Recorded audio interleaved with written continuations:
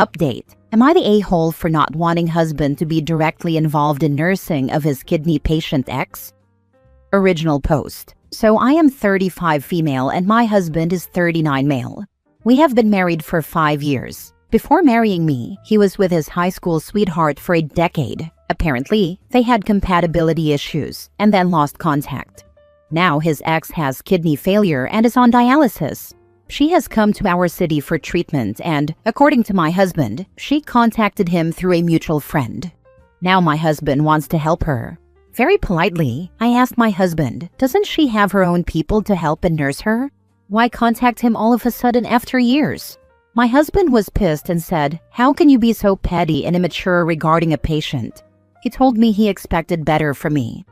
Then I said, if the situation is so dire, then let's get her a place in our flat in another locality. And if he is so adamant, then we can finance her nursing facility. What is the need to get personally involved like a nurse? I told him I don't want to be personally involved in nursing his ex or in her medical recovery process, nor do I want to go see her in the hospital with him. My husband said he is disappointed in me for showing jealousy over a long-ended relationship, and that I cannot show maturity even toward a patient. So, am I the a-hole? Now for the top comments before reading the updates. Not the a-hole. This is not jealousy. It sounds like he wants to be the hero and take her in, but do none of the actual work. Also, it's inappropriate. This is his ex, and they don't even know each other anymore. I would die on this hill. If he brings her to your home against your will, you should leave to stay with family or friends. I bet he gets a nurse or gets her out real quick when he has to do the caretaking. And the fact he just decided this, expecting OP to take on this kind of work, is crazy of him. Stand your ground. OP, you're going to be fine if you do. Exactly. He said this with a poker face, that he would want me to nurse her. Like what? I don't know if I recognize my husband anymore. I dated this man for 4 years, have been married for 5, have 2 little 3-year-olds, and he's angry with me for not wanting to see his ex in the hospital or nurse her. Caring is one thing, and caretaking quite another. Once he starts to help, it is quite possible that her needs will increase. It is also important to consider that her condition may be long-lasting. Not the a-hole. I feel the ex is trying to find a kidney donor. Not really. She has a donor. And if she wished, she could have got some other shelter, but I don't know why she had to come in my life. She may want him back and vice versa. You'd be the third wheel in your own home and marriage. Now for the first update. I tried to have another conversation with my husband, and my parents are soon visiting my house, but I don't think we've made any progress. I talked pretty politely, saying that it is very unfair to me and my boys. I have 2 3-year-old twins. That he is willing to be an emotional support tool to an ex, and is so hell-bent on being at her side. Caring about acquaintance is a different thing, but offering things like being an emotional support tool or caretaker should be exclusive to one's spouse. Extending that kind of emotional intimacy to any third party, even if it's a platonic female friend, lays the foundation for an emotional affair, let alone offering it to an ex. He told me that it is tragic that I don't trust him even after being together for 9 years, and that I'm accusing him of having an affair. He said it's natural for people to care about their loved ones and acquaintances, especially when they are sick, and that being an emotional support tool or caretaker, and being by someone's side, is the bare minimum one can do. He said it doesn't automatically translate into an emotional affair, and that it's sad I'm so narrow-minded that I'm taking offense at him being personally involved with his ex. According to him, I should have volunteered to help his ex, visited her, consoled her, and shown some empathy instead of being insecure. I said, I'm not negating the fact that we should help a sick person. We can get nurses and doctors involved and assist financially, but you offering emotional intimacy to her does not sit right with me. He once again said that tossing just money to a sick person is cold-hearted on his part, and that a patient needs to see that people are available for her. To that, I replied, I am not obliged to be available for her, nor are you. Nobody will blame you for not taking responsibility for your ex's life troubles. He cut me off in the middle and said what a selfish take that was, and how he would be selfish if he didn't respond properly to a person asking for help. Clive, one of my twins, woke up, and our conversation ended. I don't see this ending well at all. Me too. I can sense myself getting divorced. Sadly, I think that's where your marriage is headed. Best to begin seeking legal counsel to figure out what your options are, especially since there are children involved. What freaking hurts is the gaslighting and guilt tripping, like he's making me out to be the villain. I'm so sorry. Your marriage has already ended, and all that's left is the paperwork and court decree. What your soon-to-be ex expects you to accept is an intrusion into your marriage so deep that there's no rationalizing it whatsoever. It's pretty transparent and quite obvious to everyone that he has chosen this woman over his family. There's no getting around it. Start getting all your finances arranged so he cannot spend money that should be family money on this woman. Get all your ducks in a tidy row and contract with a good divorce lawyer. Take every cent and asset you can wring out of him while he continues to try and gaslight you about this situation. What's funny is that my house is entirely my property, not a joint asset, and he had the audacity to suggest he will move his ex in. A handful of our finances are entangled, like health insurance and investments, that I am disentangling. Meanwhile, I will give my marriage one last chance. Second update. It has been 1 week since I first made that post here, and it feels as if centuries have passed in mere 7 days. A lot has happened, and I feel a kind of numbness and dullness. So, as most of you expected, my husband and I are getting divorced. His ex, who has kidney failure and is on dialysis, did not reach out only because she needed help. She reached out because she wanted him back. Her illness is real, but her intentions were not. She eventually admitted that to me directly, and she was quite blatant in this regard. Maybe her illness has made her irritable and scornful, but that's how it was. Right now I feel strangely calm. It's not unexpected, but I'm still unable to process how a man can leave a decade-long relationship with 2 kids like this, with zero visible regret. My parents are with me, helping me stay steady for my twin boys, who just turned 3. They are too young to understand what is happening, but they keep me grounded. After everything came to light, my husband admitted that she was the one who ended their relationship years ago because she thought he lacked drive and stability. He never really got over her. Seeing her again, fragile, vulnerable, and remorseful, reopened old feelings he had never dealt with. And in my mind, I was like, jerk, you could have admitted it from day one instead of gaslighting me. But I guess I was just speechless there. I actually met her by coincidence 3 days ago. My husband had been visiting the hospital frequently, and one afternoon he forgot his insurance file, which also contained some of our joint investment papers. Since I was disentangling things from him in the background while waiting for my parents to come and giving my marriage one last chance, I went to collect it from the administrative office at the dialysis unit. The dialysis unit was tucked in a quieter wing, separated from the main outpatient block. Outside the renal chamber, there was a waiting area. I was standing there waiting for the administrative officer to bring out the insurance file when she appeared with a nurse. She recognized me right away, and before I could even introduce myself, she told the nurse to give us some room. The nurse was hesitant to leave an immunocompromised patient, but she insisted on a couple of minutes of privacy. Then she asked me, "You're his wife, right?" I swear to God, I had never met this woman once before, so I don't know how she recognized me at a glance. I said, "Yeah," and she asked me to sit down for a moment. Then she said, "I was planning to bring this up gradually to you, but it's better we met here. I guess today or tomorrow you would have to know this. There's no use beating around the bush, so I'll come straight to the point. I know you probably think I'm intruding, but I never stopped loving him." I was like, what the actual hell? No way this is real. And in reality, she was married to another man for a while, who I guess died in some accident. So it's not like she was some cinematic protagonist spending her life single, pining for my jerk of a husband as she was making it sound. She said, "I was the one who ended things, and I regret it deeply. I just want to be with him again, even if it's only for whatever time I have left." I swear to the Almighty sitting above 7 heavens, I'm not exaggerating a single word. These were her exact words. I left the file counter without saying anything. In the side corridor near the elevator lobby, I would have burst into violent sobs had there not been nurses and other people moving through there. When I got home and told my husband what had happened, he did not deny it. He said he couldn't help how he felt and that being around her made him realize he still loved her. At that point, I didn't think I had anything else to say. I will now be a single mother of twin boys, and honestly, I'm fine. I earn much more than my husband, and the house we live in is entirely my property.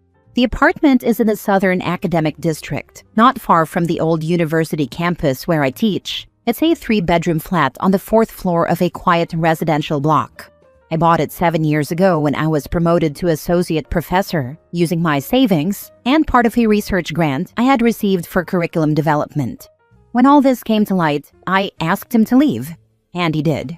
It wasn't a dramatic fight. I told him calmly that if his heart was with her, that's where he should go. There is no legal obstacle in it. He had contributed little to the mortgage or maintenance, and the property was always mine. He did try to bring up that we're intertwined financially in other ways. Honestly, even if it's a partial entanglement, what complicates things now are the shared investments and educational funds we set up for our twin boys. We have a joint mutual fund account, a children's savings bond, and a small commercial investment in a co-working space near the railway junction. The co-working space investment is another area of dispute. Although the capital came from me, the business registration lists both our names for tax convenience, which was his idea. Now he's attempting to claim half the profits from the current lease cycle. My lawyer has filed for a forensic accounting review to prove the monetary trail originates from my personal savings. This is looking exhausting in theory alone, and there are a few more entanglements that would be too much to type. Not to mention the legal proceedings for divorce, which we haven't started yet, and the custody issues still to come. Wow, the dying ex is a trash human, but your soon-to-be ex is one as well. I guarantee after she dies and he grieves, he'll try to crawl back. Screw that. Out of curiosity, do you guys have mutual friends who are taking his side in all this? Not yet. People outside home are unaware of our divorce. We haven't started our official splitting process yet, and we have very few mutual friends, at best acquaintances. I'm a pretty private and introverted kind of person, and my entire circle is from my university. Teachers, researchers, students, and his circle is completely different. Edit. I would like to share my reflections and lessons. Emotional infidelity is real. Do not let anyone convince you that being someone else's caretaker or emotional anchor is simply helping. When your partner begins to show up for someone else in ways that belong within your relationship, it becomes emotional cheating. It starts quietly, under the label of compassion, but it erodes trust just as surely as any affair. Illness does not erase boundaries. I have sympathy for anyone who is unwell, but compassion does not mean allowing someone to disregard the limits of your marriage. Being sick does not make a person's motives pure, and pain does not grant them moral permission to cross into another person's life. And just because a person is ill, it does not mean their intentions are pure or that they automatically become nice humans. You can be kind and still say no. I offered fair and humane alternatives, such as arranging professional nursing care and contributing financially. He wanted personal involvement, the kind that blurred emotional lines, and that was never acceptable. Refusing such involvement is not cruelty, it is clarity. Boundaries protect dignity. You can show empathy without surrendering your self-respect. It is not selfish to insist on peace within your own home. The people who call it insecurity often fail to understand that boundaries are the foundation of mutual respect. Affiliation with exes is a danger zone. No matter how many years have passed, feelings can resurface anytime. In fact, nostalgia and distance make things even more of a slippery slope. In my case, it was 1 decade. You cannot stop cheaters from cheating, but you can save yourself from being a pawn who is being played. And the most important thing, people, please be financially independent and keep your financial affiliations as separate as possible. The only relief I have in this mess is that I earn a good amount of money and have side ventures. Outside academia, I have a few side ventures that help keep me financially stable and mentally occupied. I co-own a small academic editing service with 2 colleagues from the department, where we review research papers and grant proposals for independent scholars. It started casually during the lockdown and now runs steadily, bringing in a decent secondary income. I also rent out a small studio flat. The rent covers most of the expenses related to my boys. My salary as a professor covers the essentials, but the side ventures keep me secure. They allow me to make decisions without fear of losing footing. That is the one thing this entire experience has reaffirmed. Independence is not only emotional, it is structural. I'm not sure what the laws are where you reside, but does he have a claim to half of your earnings since you make more than him? He's in for a rude awakening when he realizes the fairy tale love story is nothing but that, a fairy tale. The fog he's under will eventually lift and his pathetic self will come crawling back to the safety net you've built for him. He's still a loser, and his ex will most likely figure that out soon enough, if she doesn't pass away before that happens. No, alimony laws don't work like that here in my country. He would not have any claim on my hard-earned money. It's just the investments we've done together or the financial fronts where we are entangled. That's a mess that will take time to sort properly. I will be putting up an update when I'm done handling these things. Now for the last update. I filed for divorce today. 4 years of dating, 5 years of marriage, twin boys who are 3, and a husband who decided to go back to his ex. She came back into his life because of a medical issue, and he turned into her caretaker. I drew boundaries. He called me insecure. Now it's over. I'm a professor and I earn well. My house is in my name, so at least that's clear, but the rest is tangled. There's a small joint property near the railway station and some mutual funds for the kids' education that both our names are on. It's exhausting sorting through all of it. I'm not falling apart. I'm functioning, working, raising my boys, but it's lonely. I've never been the kind of person who keeps a big circle of friends, and right now, that silence feels heavier than usual. My parents are here, but they're with the kids right now, and how much can I burden them with my emotional turmoil? I just wanted to vent it somewhere. Last story. Am I the a-hole for not wanting to make dinner according to my husband's work schedule?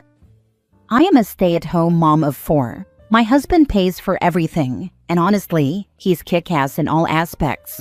0 complaints at all, so this post will be short. Up until last month, my husband worked overnights. He would leave at 2 p.m., get home at 2 to 4 a.m., heat up the food I prepared for him, sleep, rinse, wash, repeat. Well, he switched to days, so now he leaves home at 6 a.m. and is supposed to get home at 5 p.m. But 90% of the time, he doesn't return until 6-7 p.m. It's job-based, basically. I have habitually started to cook dinner at 4 p.m. every single night for the past 8 years. If it's a quick meal, I start later. I have dinner on the table no later than 5 p.m. This gives our children enough time for their bellies to settle, schoolwork to be done, showers to be had, etc., before their bedtime at 7 p.m. for the young ones, and 8 to 9 p.m. for the older two. With my husband's new schedule, he has asked that I start preparing and making dinner at 5 p.m. and have it on the table when he gets home so he can enjoy a fresh dinner, not heat it up.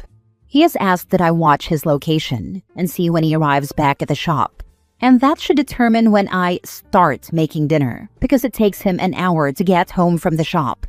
Am I the a-hole for not wanting to disrupt our kids' schedules to accommodate this? As stated, sometimes he doesn't even get home until 8 p.m.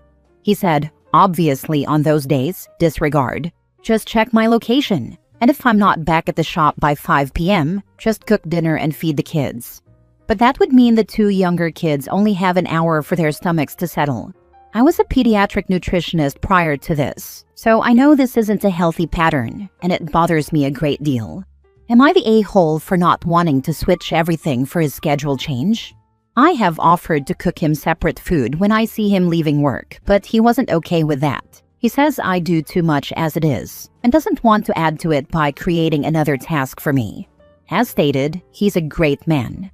Edit. Okay, found one flaw in my husband. He does not eat with the family. Not once in 12 years has he ever eaten dinner with us.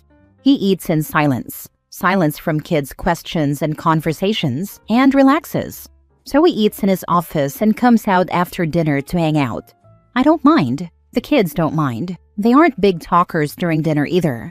But this is not a way for him to eat dinner with the family. He literally just wants fresh food. Not the a-hole. You and the kids have a schedule that works. 6 p.m. or later supper really leaves things in a crunch for bedtime routine and wake up for school the next day. Plus, he isn't even willing to text you a heads up. He expects you to repeatedly check his location while also managing 4 kids' after-school routine? Just no. I might compromise and have supper ready for 5:30 or 6 as a static thing, but this will involve rearranging your afternoon and evening routines. But playing check where my husband is every single afternoon? No way. I'm sure, as someone else who had 4 kids at home some years ago, you have more and better things to do with your late afternoon time. Particularly since he doesn't even want to eat with the family. So he wants them to wait to eat, then grab his dinner and say bye and go to his office? Just no way.